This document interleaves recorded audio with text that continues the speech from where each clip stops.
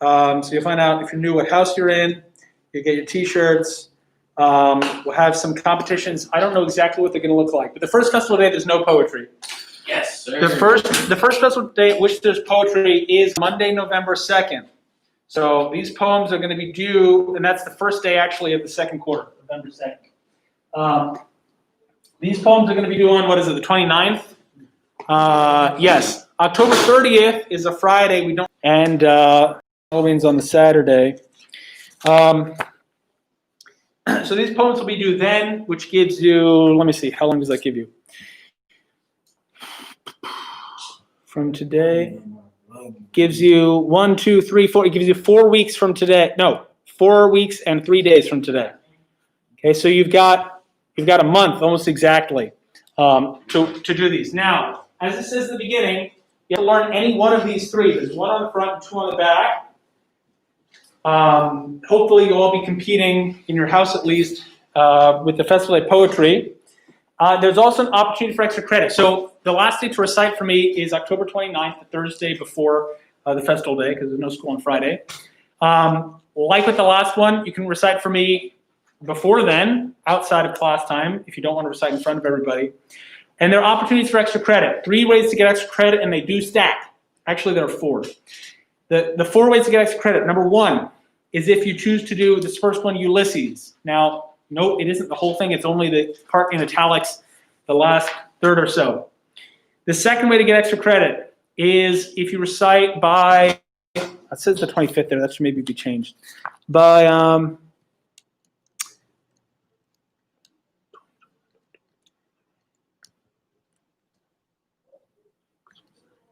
yeah, it should say 23. Okay, the other one is reciting before October 23rd. Okay, so please correct that. The third way is if you're selected to represent your house in the all-school competition on November 2nd. And the fourth way is then if you place in first or second. I give you extra credit on top of that. Each of those extra credits is half a letter grade. So it'll bump you up from a B to a B plus to an A minus, something like that. So here are the 3 poems on the back. So just looking quickly at the back, these are each 14 lines long. They're sonnets, the same length as this other sonnet we had. It's the shortest length of poem that we use for competitions at Avalon. It's a very standard length. If you're looking for the easiest one of these, that's going to be on first looking into Chapman's Homer, on the left there. The most difficult is Ulysses because of the length. But these are all really great poems.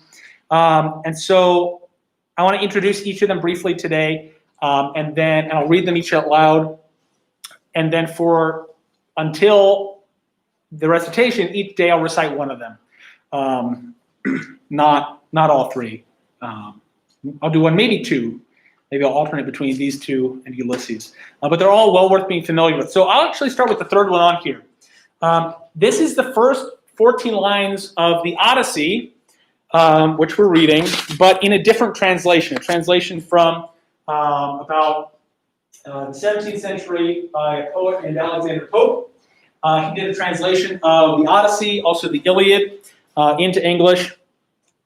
And his is poetry in English, like Homer's is poetry in Greek. It rhymes, it's got this regular rhythm to it. So I'll read that one first. If you want more information about what these poems mean, you can always look them up, look up words, look up the poems themselves. This one in particular, you can look at the beginning of the translation of the Odyssey that we're reading, because it's the same text that he's translating. Yes? Will we have a quiz on this? No. Opening of the Odyssey by Homer, translated by Alexander Pope. The man, for wisdom's various arts renowned, long exercised in woes, O muse, resound.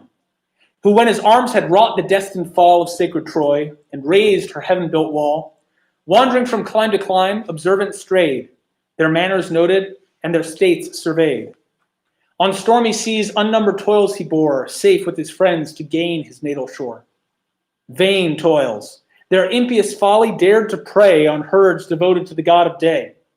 The god vindictive doomed them nevermore, men unblessed, to touch that natal shore. Oh, snatch some portion of these acts from fate, celestial muse, into our world relate. A couple words there. I just want to mention raised in that fourth line, R-A-Z-E-D, to raise something. R-A-Z-E is to destroy, to level it to the ground. And then the word natal, N-A-T-A-L, means related to where you're born. So the natal shore is the shore of their homeland where they were born. Going to the one on the left, I'm first looking at Chapman's Homer by John Keats. This here is a poem that he wrote after what's Chapman's Homer. It's a translation of Homer, of Homer's works, the Iliad and the Odyssey, made by a guy with the last name Chapman. This is one of the earlier English translations of Homer into English. And Keats was really impressed by this translation. He wrote this poem about his experience reading Chapman, how it was different from reading other translations of Homer. Much have I traveled in the realms of gold, and many goodly states and kingdoms seen. Round many western islands have I been, which bards in fealty to Apollo hold. Oft of one wide expanse had I been told that deep-browed Homer ruled as his demesne. Yet did I never breathe its pure serene, till I heard Chapman speak out loud and bold. Then felt I like some watcher of the skies, when a new planet swims into his ken. Or like stout Cortez, when with eagle eyes he stared at the Pacific, and all his men looked at each other with a wild surmise, silent upon a peak in Darien. Just in the last three lines there, Cortez staring at the Pacific. Here he's referring to the first Europeans to see the Pacific Ocean. Having sailed across the Atlantic from Europe to the New World, in Panama, in a forest called Darien, is where that bit of land between the Atlantic and Pacific is narrowest. And when they first came over to this ridge and saw the Pacific Ocean for the first time, first Europeans to see the Pacific Ocean. Now, it wasn't actually Cortez, that was a different explorer. But here refers to him as Cortez. And that's what he says reading Chapman's Homer was like. It was like coming up on top of this hill and seeing this whole gigantic ocean that you've never seen before. Okay, then quickly on the front, Ulysses by Alfred Lord Tennyson. Notice that if you recite this, you only have to do the last third or so. Ulysses, this is the Latin form of the name Odysseus. It's the same guy.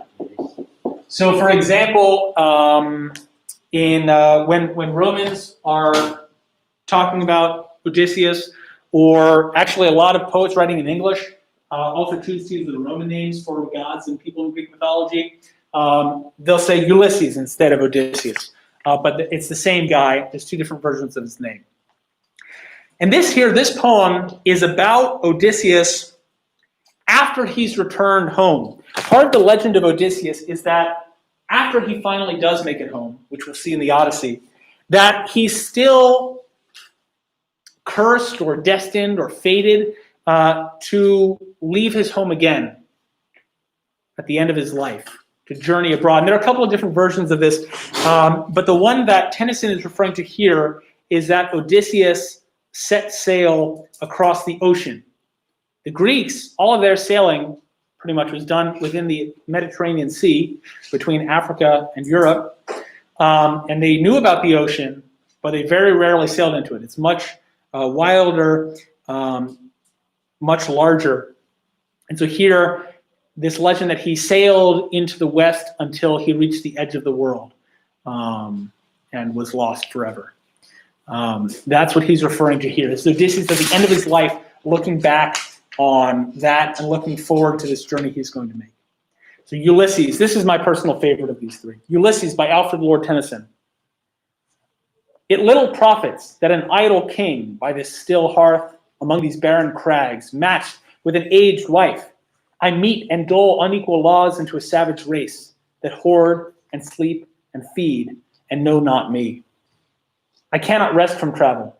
I will drink life to the lees. All times I have enjoyed greatly, have suffered greatly, both with those that love me and alone, on shore, and when through scudding drifts the rainy Hyades vest the dim sea.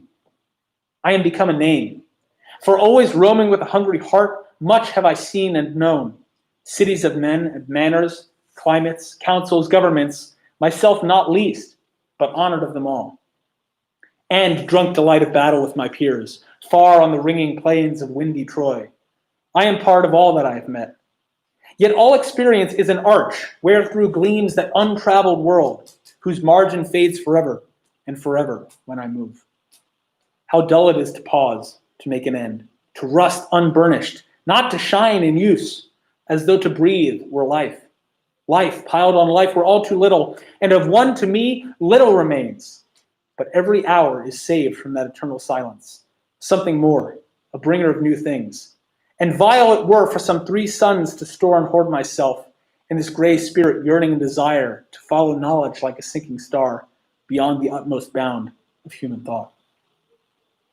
This is my son, mine own Telemachus, to whom I leave the scepter and the isle, well loved of me, discerning to fulfill this labor, by slow prudence to make mild a rugged people, and through soft degrees subdue them to the useful and the good.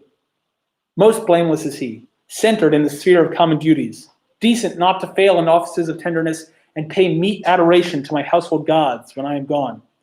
He works his work, I mine. There lies the port. The vessel puffs her sail. There gloom the dark broad seas. My mariners, souls that have toiled and wrought and thought with me, that ever with a frolic welcome took the thunder and the sunshine, and opposed free hearts, free foreheads. You and I are old. Old age has yet his honor and his toil. Death closes all, but something ere the end, some work of noble note may yet be done, not unbecoming men that strove with gods. The lights begin to twinkle from the rocks. The long day wanes.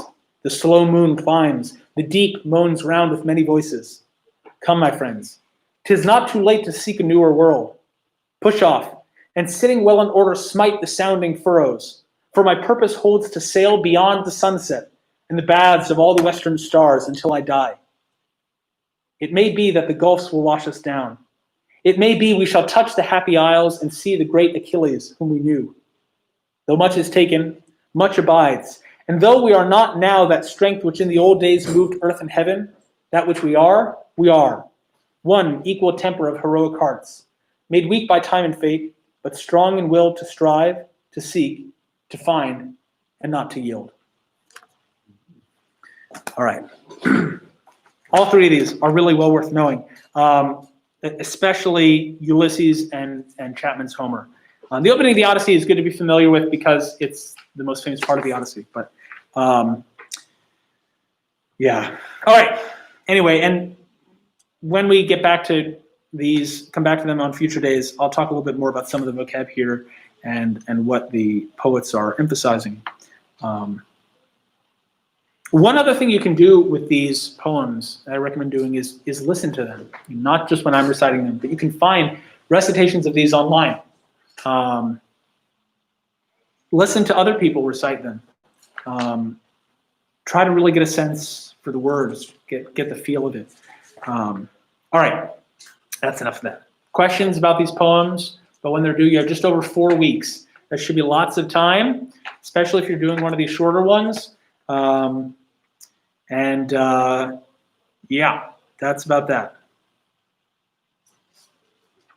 Okay, let's go to book 9. We got the Odyssey. We had just started book 9 last week.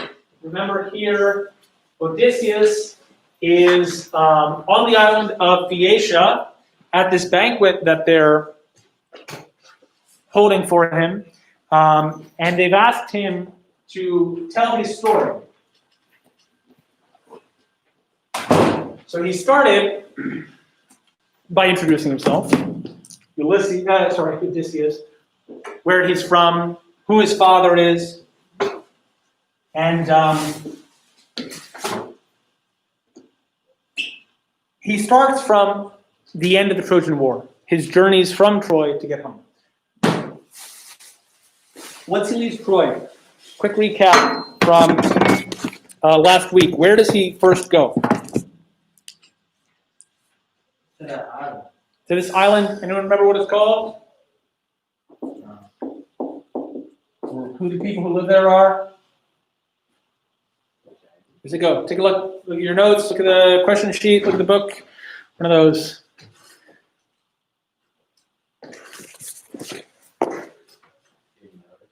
Ismaris, yes. The Sicones are the people who live there. Someone give me a quick recap of what happens on Ismaris.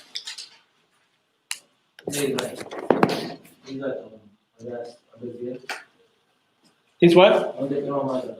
Well, that's Phaeacia, where he is now. Right now, he's telling them the story of his previous voyage. But on Ismaris, this is on pages 212 and 213. What happens on Ismaris? I'm sorry? Right, they sack the city of the Sicones, these people who live there, and then what do they do? Then they start eating and drinking, but the ships. Yes? But Right. They sack the city, they get the gold, they get the treasure, the women, but instead of leaving, as Odysseus tells them, his men stick around and party. And so what ends up happening because his men stick around to party? They all get poisoned by. They don't get poisoned. Not poisoned, but they see what's in their drink, but they're like they don't feel something. Well, that was Helen did that back in book 5. It's like a drug. So like they don't just want to get lazy. That's the next place. What happens on Ismaris? So when they start drinking, the the Sicones, yep. Yes, he says they're on page, what is this, 213? And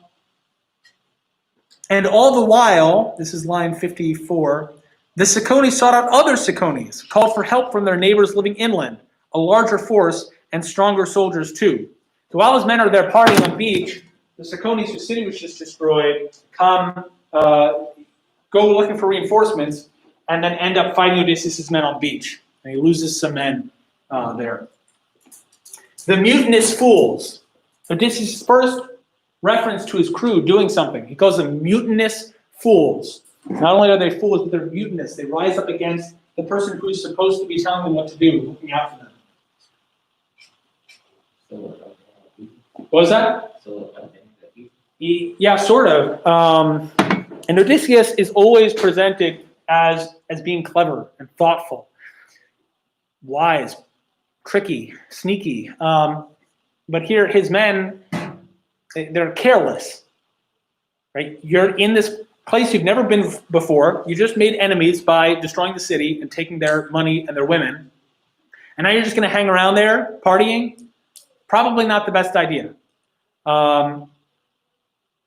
Odysseus' crew causing issues is going to be a theme here. All right. And then, so after Ismaris, where do... What? Not yet. Where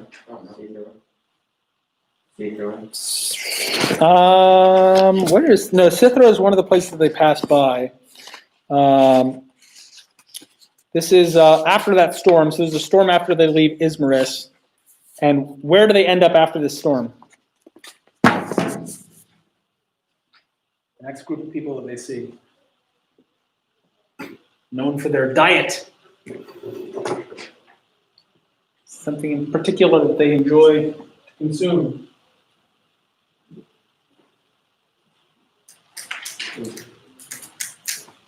On page 214.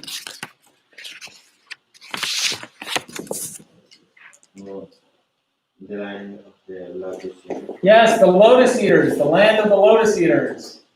All right, these lotus eaters, what do they do besides eat lotus? What's lotus? Yeah, it's not really explained. I mean, there is a plant called the lotus. Whether it's the same thing that Homer's talking about when it says lotus, not clear. But what's the deal with this plant lotus? What happens when you eat it? It's like a drug. What does it do?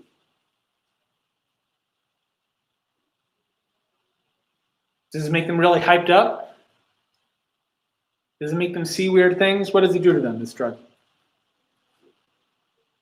Make them lazy.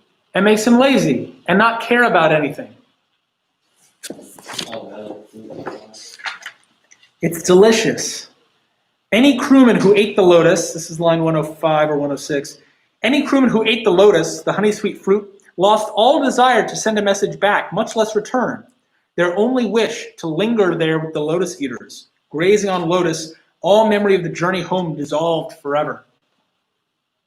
It makes them feel good. It makes them not care about anything. It makes them forget the rest of their lives. And Odysseus rejects this. Seems like a kind of pleasant way to be. Okay, you get to eat this delicious stuff all day long. You don't worry about anything. You feel good. And Odysseus rejects this. He goes so far as to force the men who had eaten the lotus back on the ship, crying, kicking and screaming back onto the ship. The same man that later we see rejects Calypso's offer to make him immortal and stay with him as her lover forever. Right? We saw him say that in book 5. He says, I need to go back to my home. That's where I belong. All right, after the lotus eaters, where is he going to end up? We got the very beginning of this on Friday. Yeah, we did. The Cyclops, yes. Now, he hasn't actually gotten to the island of the Cyclops itself yet. Where did he and his men land on page, what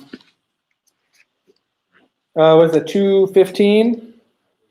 What was that? There's a harbor where? Where is this harbor?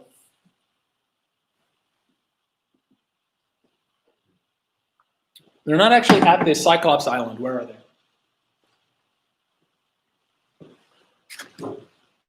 Anyone? Yeah, there's a small island off the coast of the Cyclops Island, and that's where they land.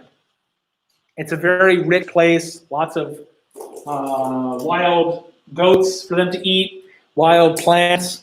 And here, better the plural Cyclopes. What do we learn about these people?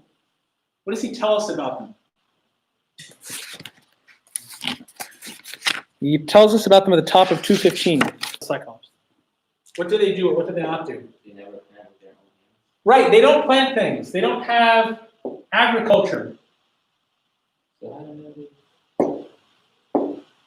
How do they eat? How do they eat? They eat cheese from the milk of what? Sheep and goats. So they herd. They're herders. They herd sheep and goats. The island, lots of things grow naturally there. Grapes, grain, food for the sheep and goats. But the Cyclopes don't actually grow anything themselves. What else do they do or not do?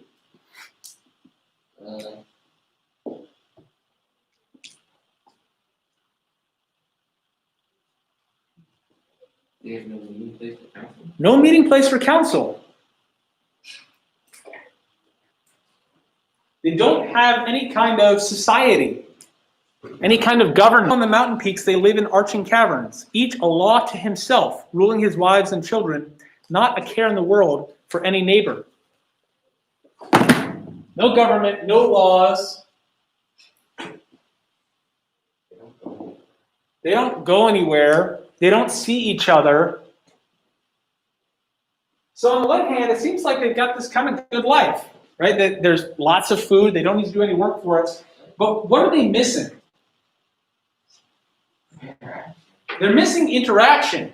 For the Greeks, this social aspect of being human is so important.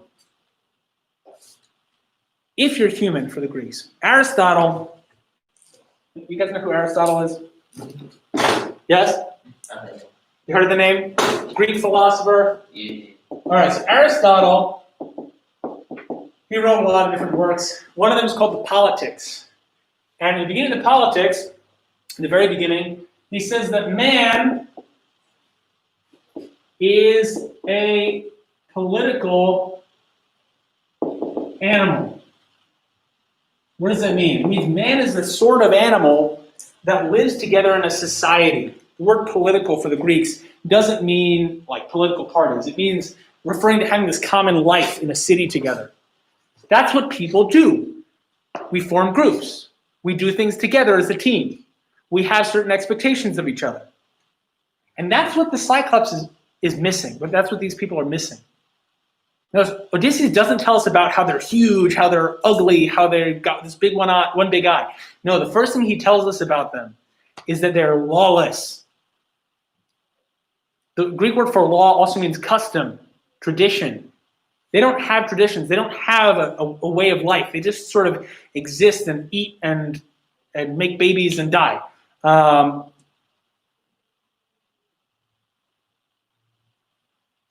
These are the people that he's going to be encountering here.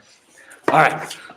So his men land on this island. There's some good food there. And the next morning, Odysseus decides, we're at the top of page 217 now, he says, I'll go across with my own ship and crew and probe the natives living there. What are they? Violent, savage, lawless, or friendly to strangers, God-fearing men?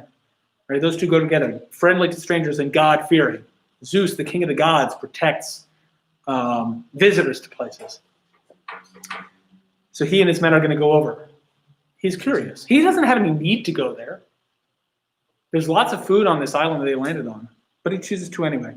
All right, so 217, picking up from line, 197. Odysseus is going to cross over to the island of the Cyclops. With that, I boarded ship and told the crew to embark at once and cast off cables quickly.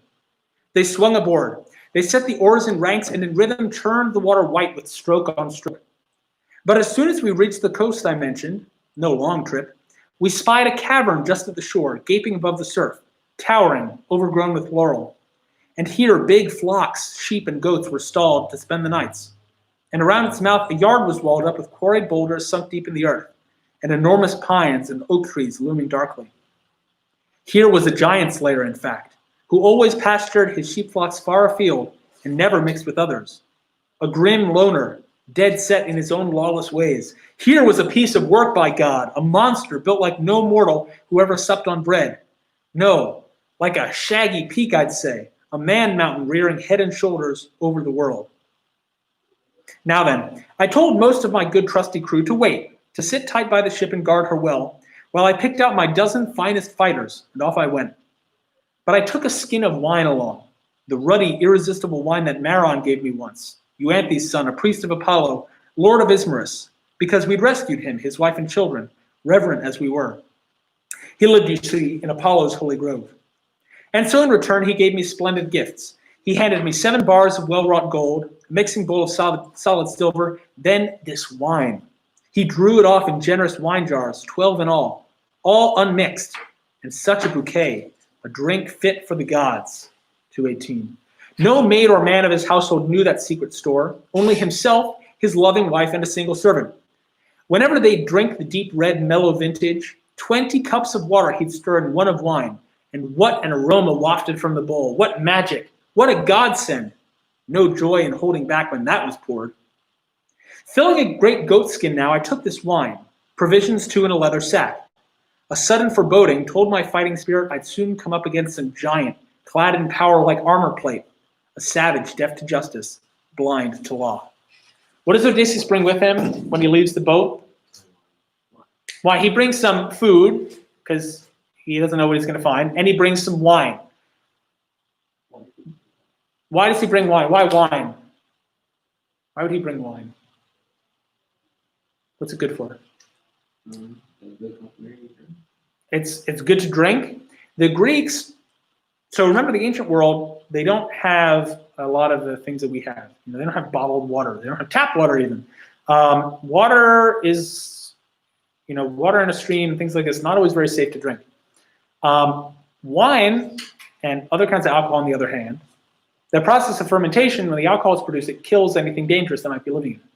It's always safe to drink in reasonable quantities. And by adding water to it, you can sterilize the water to some extent. And notice, he mentions this, the Greeks and the Romans pretty much always watered down their wine. They didn't drink straight wine. They would always water it down. That way you drink more of it. It's a bit more refreshing and less intoxicating. And here, this wine that Odysseus is bringing, it would have been stored in big clay jars, but then he fills up a goat skin with it, literally the skin of a goat sewn together into a big drink pouch. He fills it up with wine. And what's different about this wine? It's very pure, it's very strong, and it's delicious. It's delicious and strong. It's so strong that how do they mix it when they mix it?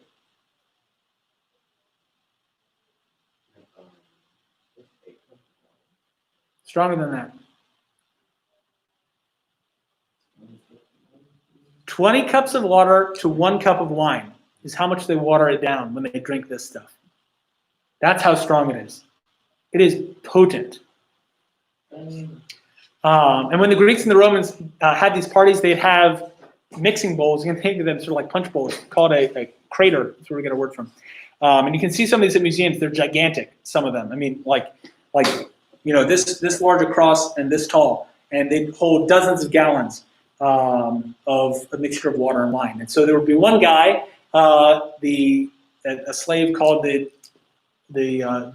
drink master, basically, is what the word means. And it would be his job, or actually, no, the drink master would usually be one of the people at the party. Would decide how much wine, how much water are we going to mix together, depending on how drunk or not drunk you're trying to get. And then you'd have a servant who would mix it up and then spoon it out with a big ladle into people's cups. But here, this wine is so strong that to drink it, you have to water it down with 20 cups of water for each cup of wine in order to drink it reasonably. All right. What was that? I said they're not trying to get drunk out. Well, no, they would, but yeah, apparently it's that strong. Very high alcohol content. I've never tried it. I'm sort of curious. I don't know how different the winemaking process was. It can't have been that different because winemaking process is just not that complicated. You take grapes, you smash them, and then you let the juice ferment. So their wine was probably about as strong as our wine was, but they would water it down. The other reason why you might bring this along, in addition to the fact that wine is good to drink, especially from their perspective, and that you can use it to help purify the drinking water a bit, is that especially this fancy wine would be good as a gift. And if you're going to be a xenos, a guest in somebody's house, remember this is a two-way relationship. Not only do they have a relationship to take care of you, protect you, and give you gifts, but you have a responsibility to give them gifts and do them honor as well. So here, this is a very good gift that you might give someone in exchange for them taking you in. All right. Anyway, continuing. Just wanted to talk a little bit about this wine because it's quite some wine. And Odysseus, of course, gives us the whole backstory on where he got it because that's what you do in epic. You give backstories. All right. So 218, line 241. Our party quickly made its way to his cave, but we failed to find our host himself inside. He was off in his pasture, ranging his sleek flocks. So we explored his den, gazing wide-eyed at it all. The large, flat racks loaded with drying cheeses. The folds crowded with young lambs and kids, split into 3 groups. Here the spring-born, here mid-yearlings, here the fresh sucklings off to the side. Each sort was penned apart. And all his vessels, pails, and hammered buckets he used for milking were brimming full with whey. From the start, my comrades pressed me, pleading hard. Let's make away with the cheeses, then come back. Hurry, drive the lambs and kids from the pens to our swift ship, put out to sea at once. But I would not give way. And how much better it would have been not till I saw him, saw what gifts he'd give. But he proved no lovely sight to my companions. There we built a fire, set our hands on the cheeses, offered some to the gods, and ate the bulk ourselves, and settled down inside, awaiting his return. And back he came from pasture, late in the day, herding his flocks home, and lugging a huge load of good dry logs to fuel his fire at supper. He flung them down in the cave, a jolting crash, and we scuttled in panic into the deepest dark recess. And next he drove his sleek flocks into the open vault, all he'd milk at least, but he left the males outside, rams and billy goats out in the high-walled yard. Then, to close his door, he hoisted overhead a tremendous, massive slab. No 22 wagons, rugged and four-wheeled, could budge that boulder off the ground, I tell you. Such an immense stone the monster wedged to block his cave. Then down he squatted to milk his sheep and bleating goats, each in order, and put a suckling underneath each dam. And half of the fresh white milk he curdled quickly, set it aside in wicker racks to press for cheese. The other half he let stand in pails and buckets, ready at hand to wash his supper down. As soon as he'd briskly finished all his chores, he lit his fire and spied us in the blaze, and "Strangers," he thundered out, "now who are you? Where did you sail from over the running sea lanes? Out on a trading spree, or roving the waves like pirates, sea wolves raiding at will who risk their lives to plunder other men?" The hearts inside us shook, terrified by his rumbling voice and monstrous hulk. Nevertheless, I found the nerve to answer firmly, "Men of Achaia we are, and bound now from Troy, driven far off course by the warring winds over the vast gulf of the sea, battling home on a strange tack, a route that's off the map. And so we've come to you, so it must please King Zeus's plotting heart. We're glad to say we're men of Atrides Agamemnon, whose fame is the proudest thing on earth these days. So great a city he sacked, such multitudes he killed. But since we've chanced on you, we're at your knees in hopes of a warm welcome, even a guest gift, the sort that hosts give strangers. That's the custom. Respect the gods, my friend. We're suppliants, at your mercy. Zeus of the strangers guards all guests and suppliants. Strangers are sacred. Zeus will avenge their rights." "Stranger," he grumbled back from his brutal heart, "you must be a fool, stranger, or come from nowhere, telling me to fear the gods or avoid their wrath. We Cyclops never blink at Zeus and Zeus's shield of storm and thunder, or any other blessed god. We've got more force by far.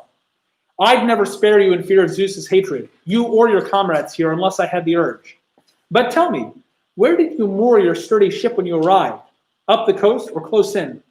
I'd just like to know." So he laid his traps at your island's far cape. He dashed it against a cliff as the winds rowed us in. I and the men you see escaped a sudden death. Not a word in reply to that, the ruthless brute. Lurching up, he lunged out with his hands toward my men, and snatching two at once, rapping them on the ground, he knocked them dead like pups. Their brains gushed out all over, soaked the floor. And ripping them limb from limb to fix his meal, he bolted them down like a mountain lion, left no scrap, devoured entrails, flesh and bones, marrow and all. We flung our arms to Zeus. We wept and cried aloud, looking on at his grisly work, paralyzed, appalled. But once the Cyclops had stuffed his enormous gut with human flesh, washing it down with raw milk, he slept in his cave, stretched out along his flocks. And I, with my fighting heart, I thought at first to steal up to him, draw the sharp sword at my hip, and stab his chest where the midriff packs the liver. I groped for the fatal spot, but a fresh thought held me back. There at a stroke, we'd finish off ourselves as well. How could we, with our bare hands, heave back the slab he set to block his cavern's gaping maw? So we lay there groaning, waiting dawn's first light. Pause there. Odysseus expects the Cyclops to honor this xenia relationship. He doesn't. Luckily, Odysseus does not tell the Cyclops what? Where his ship is. He says, my ship was destroyed. Kills and eats two of his men, and then goes to sleep. Why doesn't Odysseus just kill him? Why doesn't Odysseus just kill the Cyclops? He's asleep. Odysseus and his men are in there.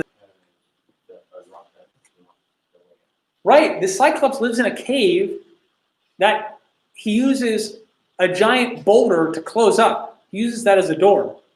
And if he and his men kill the Cyclops, what's going to happen? They're going to be trapped in there. They can't move that rock. He says not even 20 wagons could move that rock. All right. Thank you very much. Yeah.